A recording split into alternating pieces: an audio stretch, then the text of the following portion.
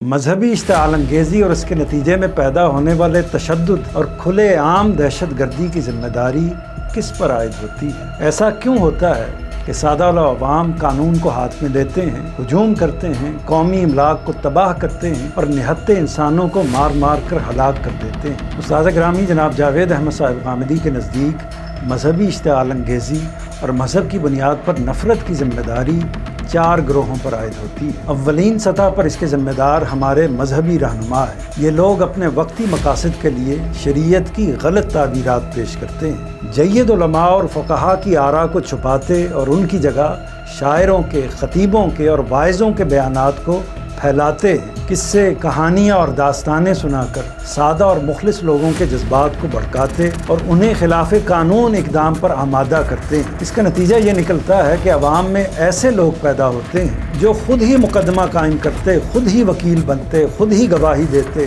خود ہی سزا سناتے اور خود ہی اسے نافذ کر ڈالتے ہیں۔ مذہبی رہنماؤں کے بعد دوسری سطح پر اس کے ذمہ دار وہ علماء اور ماہرین قانون ہیں جنہوں نے توہین مذہب کے قوانین بنائے اور بنوائے ہیں۔ ان سب کو معلوم ہے کہ یہ قوانین قرآن مجید کے بھی خلاف ہیں، حدیث نبوی کے بھی خلاف ہیں اور فقہ اسلامی کے بھی خلاف ہیں۔ ہمارے ملک میں ان قوانین کو مذہبی تقدس حاصل ہے، چنانچہ اگر کسی شخص پر توہین مذہب کا الزام لگ جائے تو وہ ملزم ہوتے ہوئے بھی مجرم بن جاتا ہے۔ اول تو گرفتاری سے پہلے ہی اس کا کام تمام ہو جاتا ہے، اور اگر گرفتار ہو جائے تو پورا معاشرہ اس کے ساتھ مجرم کا سا سلوک کرتا ہے۔ تیسری سطح پر یہ ذمہ داری ان حکومتی افراد اور اداروں پر عائد ہوتی ہے جو اس طرح کے لوگوں کو سیاسی مقاصد کے لیے استعمال کرتے ہیں۔ یہ منظر اس ملک میں بارہا دیکھا گیا ہے کہ چند لوگوں کا جتھا یک بیک ایک منظم جماعت میں تبدیل ہو گیا ہے۔ ایک محدود مسلک اچانک ملک گیر سطح پر پھیل گیا ہے،